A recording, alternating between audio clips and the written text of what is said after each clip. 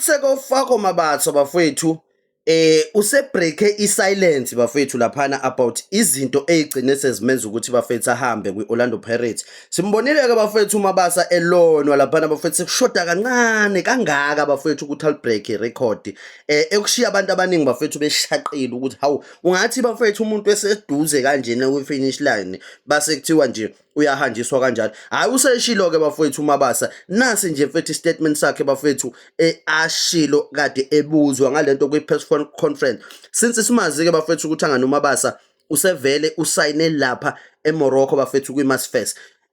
Ahambe kanjena ke bafowethu amagama akhe uthi it was very confusing period for me, I won't lie. To uMabasa vele open up yabo about ama moment uthi for me regardless of whatever was happening off the ball, I was still delivering. It's not like I was pressing.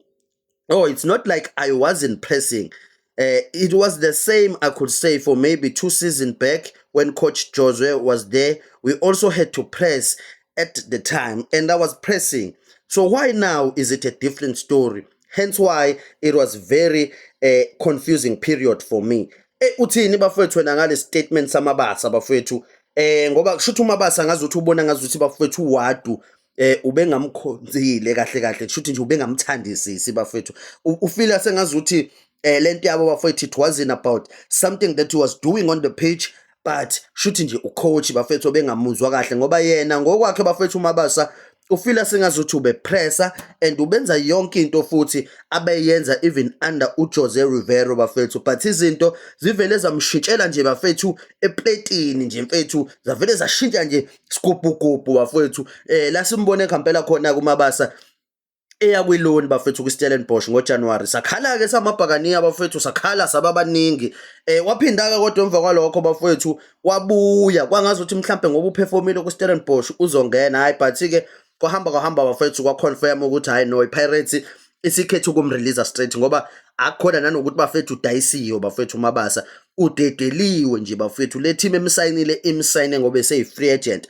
Uchazileke kabanzi ke bafethu even nangeindaba zo Kaizer Chiefs ukuthi nabo Kaizer Chiefs abawamithanga ama demand akhe for imali bafethu kade ifuna bafethu uyabona nje mina le move bafethu nami sangiphula umoya but ke bafethu wadu sawucoach wethu ayikho futhi into ebafethu ekumele siyenze mhlawumbe sithi simkhuluma kabi nomani ngoba bafethu ekugcineni noma ezenzile lezi nquma ayithathile kodwa uyiwinile bafethu treble and wasiwinela league bafethu which is something that we've never won in 14 years.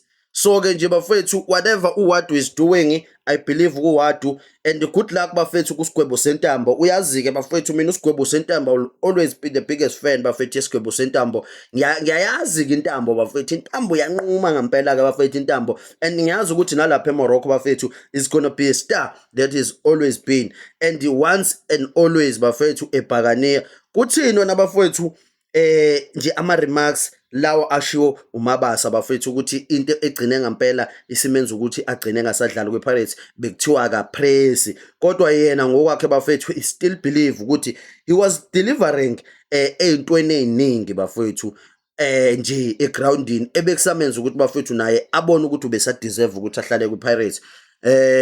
Yeah bafethu awucomment nawe ngezathi ngike ngizwe ukuthi wena uthini wakho umbono bafethu ngalena.